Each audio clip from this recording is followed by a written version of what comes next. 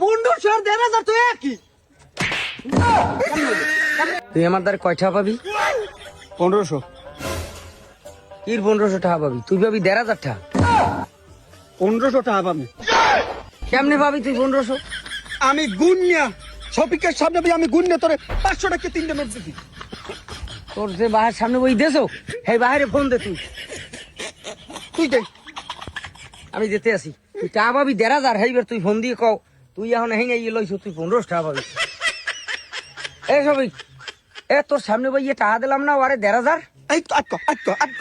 আয় তুই এদিকে আয়, এদিকে এই আমি এই পুরফের খারাপ নিয়ে আসি, জলদি আয়। আইতে আছে বন্ধু মাতা বললা কোন টাহার বিরিত করবো না। হ্যাঁ দেখছি। এ ওই কি হয়?